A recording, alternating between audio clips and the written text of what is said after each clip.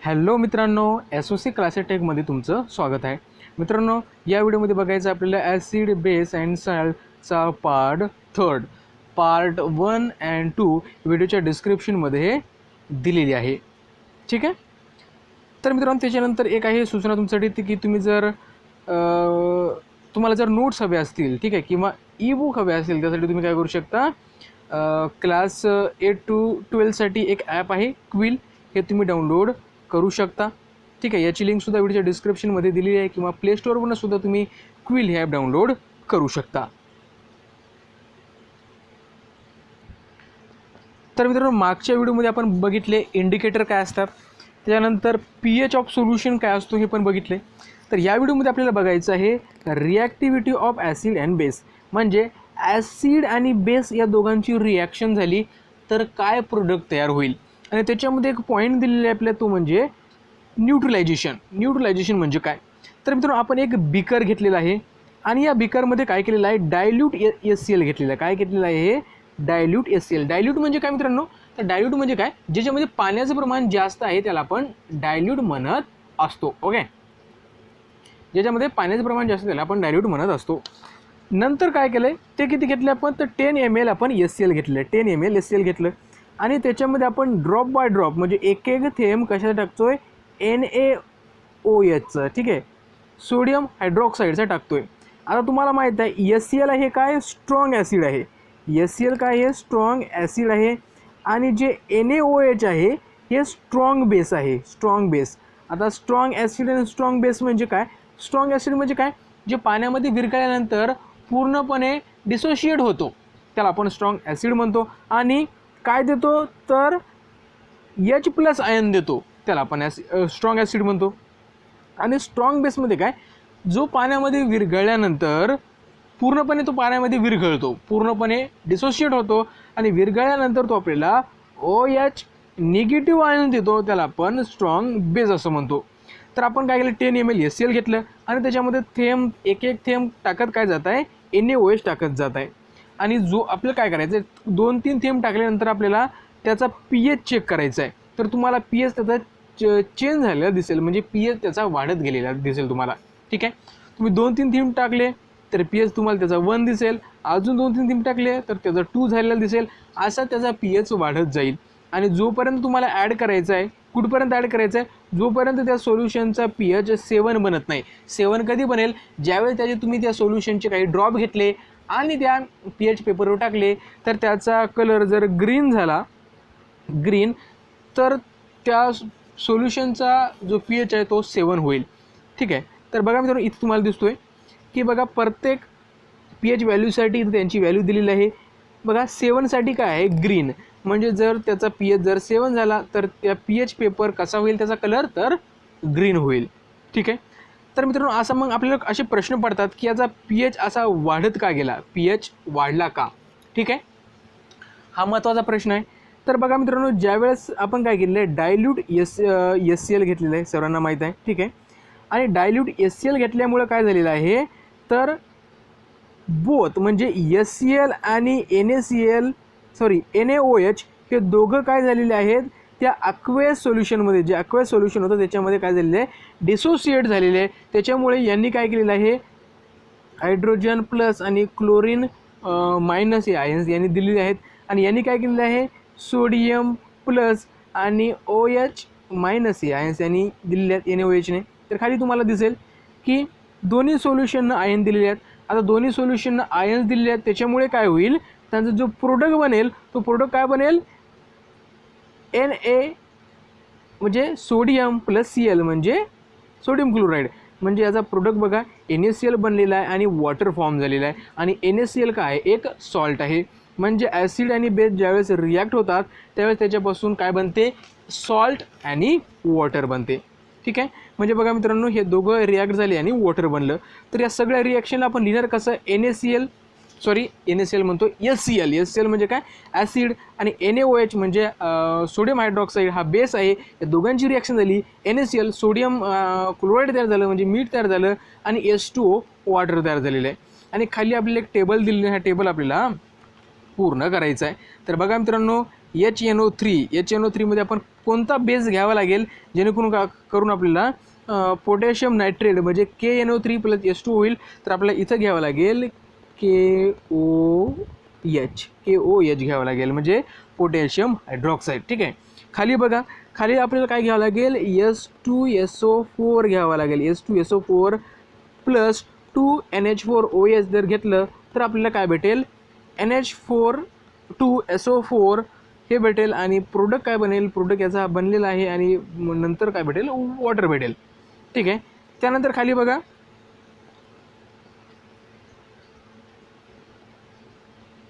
हायड्रोब्रोमिन HBr आपल्याला घ्यावं लागेल. हायड्रोब्रोमिन + पोटॅशियम हायड्रॉक्साईड या दोघांची रिॲक्शन झाली. हा ॲसिड आहे, हा बेस आहे, यांची रिॲक्शन झाली तर काय आहे पोटॅशियम नायट्रेट तयार झालं आहे. पोटॅशियम नायट्रेट + H2O म्हणजे वॉटर.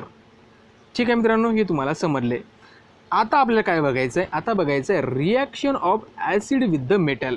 आता ज्या वेळेस ॲसिडची रिॲक्शन मेटलसोबत होते त्यावेळेस काय होते आपण बघूया. तर मित्रांनो बघा, reaction of acid with metal. आता जी ॲसिडची रिॲक्शन होते मेटलसोबत यांचे काही फॅक्टर आहेत, म्हणजे हे त्या फॅक्टरवर डिपेंड असते. फॉर एक्झाम्पल बघा, strength and concentration of the acid, म्हणजे त्या ॲसिडची स्ट्रेंथ किती आहे आणि कॉन्सन्ट्रेशन किती आहे, या 2 पॉईंट्स आहेत. Then reactivity of the metal, त्या मेटलची रिॲक्टिव्हिटी किती आहे, ठीक आहे, त्याच्यावर डिपेंड असते. देन टेम्परेचर याच्यावर सुद्धा डिपेंड असते. म्हणजे जी फॅक्टर आहेत, ठीक आहे, factor reaction of acid with the metal यांचे जे फॅक्टर आहेत, म्हणजे हे फॅक्टर आहेत त्यांचे की strength and concentration of the acid, then reactivity of the metal and temperature, यावर या दोघांची रिॲक्शन डिपेंड असते. ठीक आहे. आता त्याच्यानंतर आपली एक ॲक्टिव्हिटी दिलेली आहे ती आपण बघूया.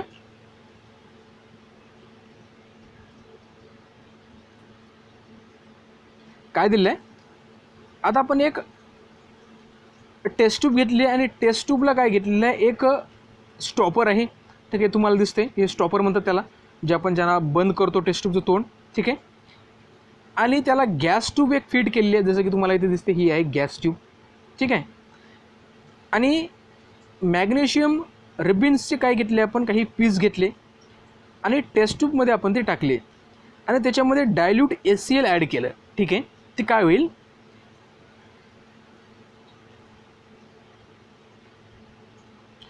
Take the lighted candle near the end of the gas tube. आणि गॅस ट्यूब आहे याच्या जवळ काय करायचं, आपल्याला एक कॅन्डल न्यायची आहे, जी चालू कॅन्डल जी लाइटेड आहे, जळत आहे ती. ठीक आहे. त्यानंतर आपल्याला काय दिसेल बघा, तर नंतर बघा काय दिसेल, तर मॅग्नेशियम मेटल जे आपण टाकलेलं magnesium ribbon it reacts with the dilute hydrochloric acid HCl सोबत ती काय होईल, रिॲक्ट होईल. And flammable gas hydrogen is form, म्हणजे फ्लेमेबल म्हणजे हायड्रोजन गॅस फॉर्म होईल आणि तो जळायला लागेल. आणि ज्यावेळेस ही रिॲक्शन होते त्यावेळेस काय होईल, जे रिॲक्टिव्ह मेटल आहे displace hydrogen from the acids and release the hydrogen gas. तो काय करतो, त्या ॲसिडमधला HCl मधला हायड्रोजन गॅस रिलीज करतो. ठीक आहे. आणि तो हायड्रोजन गॅस काय होतो, बर्न होतो. At the same time metal is converted into basic radical, आणि त्यावेळेस जे मेटल आहे ते बेसिक रॅडिकलमध्ये कन्वर्ट होते with the acidic radical from the acid. आणि जे ॲसिड असते ते ॲसिडिक रॅडिकलमध्ये कन्वर्ट होते आणि फॉर्म द सॉल्ट, आणि त्यांच्यापासून साल्ट बनतो. ठीक आहे. तर बघा खाली एक रिॲक्शन दिली आहे, metal and dilute acid. Metal जर डायल्यूट ॲसिडसोबत जर रिॲक्ट झाला, मेटल डायल्यूट ॲसिडसोबत, तर साल्ट आणि वॉटर तयार होतो. बघा इथं सुद्धा तेच होतो जे की आपण ॲसिड आणि बेस रिॲक्ट होतात त्यावेळेस. बघा मॅग्नेशियम घेतलं आहे, मॅग्नेशियमसोबत आपण हायड्रोक्लोरिक ॲसिडची रिॲक्शन झालेली आहे. तर MgCl म्हणजे मॅग्नेशियम क्लोराईड तयार झालेलं आहे आणि प्लस H2 म्हणजे काय, हायड्रोजन गॅस तयार झालेला आहे. ठीक आहे. हायड्रोजन गॅस तयार झालेला आहे. H2O कधी तयार होईल, तर वॉटर कधी तयार होईल, ज्यावेळेस इथं मॅग्नेशियम नसून मॅग्नेशियम ऑक्साईड आपण घेणार. ठीक आहे, त्यावेळेस वॉटर तयार होईल. इथं बघा झिंक आहे, झिंकसोबत जर आपण मित्रांनो H2SO4 घेतलं, H2SO4 जर रिॲक्ट केलं, ठीक आहे, H2SO4 जर घेतलं इथं झिंकसोबत, तर ZnSO4 म्हणजे झिंक झिंक तयार काय होईल, सॉरी, तर काय होईल मित्रांनो,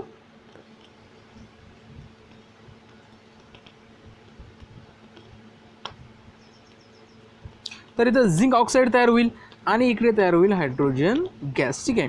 देन बघा मित्रांनो, इथं काय होईल, आपल्याला कॉपर घ्यावं लागेल सॉलिड. ठीक आहे. कॉपर आणि S2NO3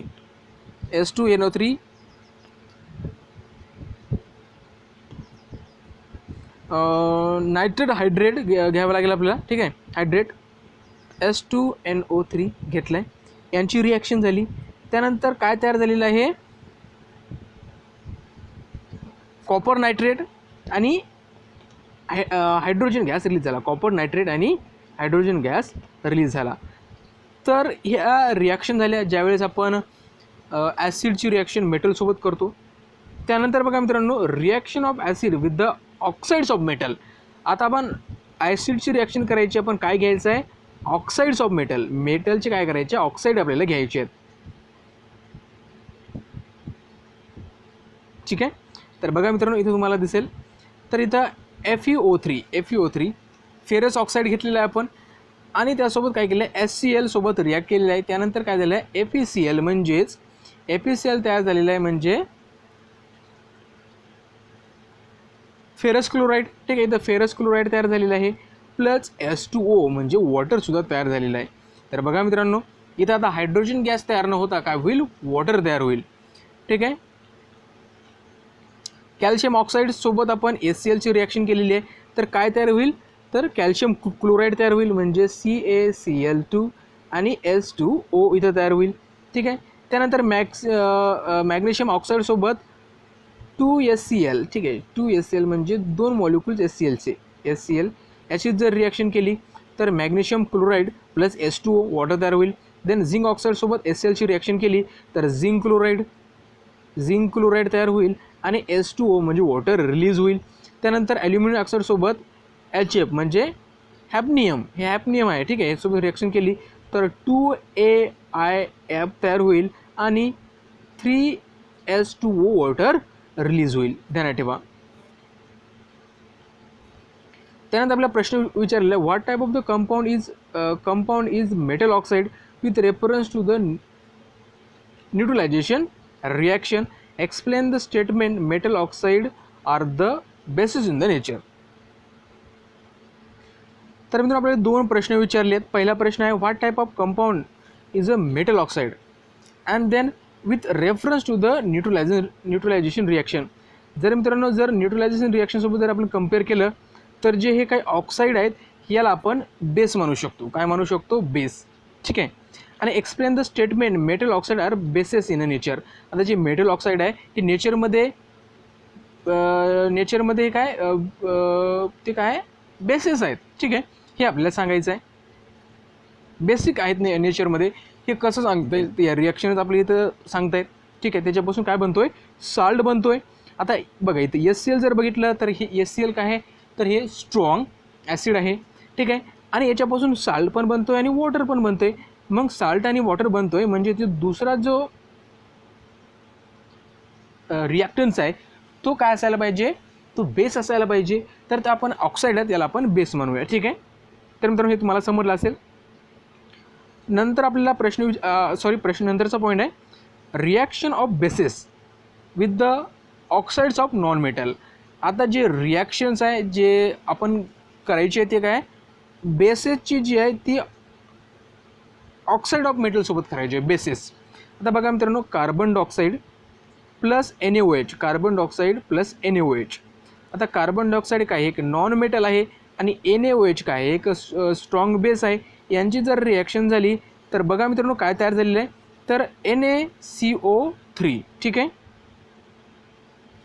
NaCO3 तयार झालेलं आहे आणि H2O तयार झालेलं आहे. ठीक आहे. आता NaCO3 म्हणजे आपण साल्ट म्हणूया. ठीक आहे. आणि H2O हे वॉटर आहे. ठीक आहे. देन बघा 2KOH, तर इथं काय घ्यायला पाहिजे आपण, CO2 म्हणजे कार्बन डायऑक्साईड इथं आपण घ्यायला पाहिजे, 2KOH. ठीक आहे. कॅल्शियम हायड्रॉक्साईडसोबत रिॲक्शन झालेली आहे, K2CO3 प्लस H2O तयार झालेलं आहे.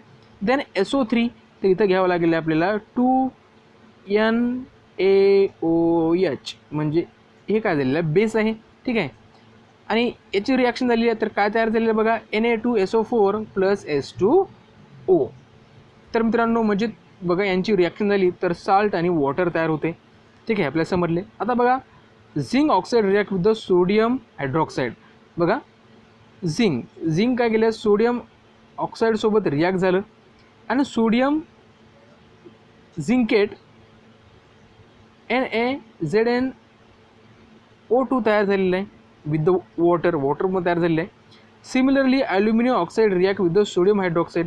ज्याप्रमाणे ॲल्युमिनियम रिॲक्ट करतो सोडियम हायड्रॉक्साईडसोबत, sodium aluminate NaAlO2 and water तयार होईल. म्हणजे मित्रांनो इथं सुद्धा त्याच आहे, इथं पण साल्ट तयार होतोय आणि वॉटर तयार होते ज्यावेळेस आपण बेसची रिॲक्शन ऑक्साईड ऑफ नॉन मेटलसोबत, म्हणजे जे नॉन मेटलची ऑक्साईड आहे त्यांच्यासोबत ज्यावेळेस करतो. त्याच्यानंतर आपल्याला काही प्रश्न विचारले त्यांची उत्तर आपण देऊया. Write down the chemical equation of the both of this reaction. Can we call Al2O3 and ZnO3 acidic oxide on the basis of this reaction. Define the amphoteric oxides and give 2 examples. तर मित्रांनो हे जे याची जी answer आहेत ते आपण पुढच्या व्हिडिओमध्ये बघूया, कारण ह्या व्हिडिओमध्ये आपण ती प्रिपेअर केलेली नाहीत, म्हणजे आपण ती लिहिलेली नाही आहेत. ठीक आहे, जर लिहिली नाही त्याच्यामुळे काय होईल तर तुम्हाला ती समजणार नाहीत. आणि हा आपण व्हिडिओ बनवतोय, हा काय करतो आपण PDF वरनं बनवतोय. तर पुढच्या व्हिडिओमध्ये आपण याची ॲन्सर बघणार आहे. त्यासाठी व्हिडिओ क्रमांक 4 पाहायला विसरू नका. ओके.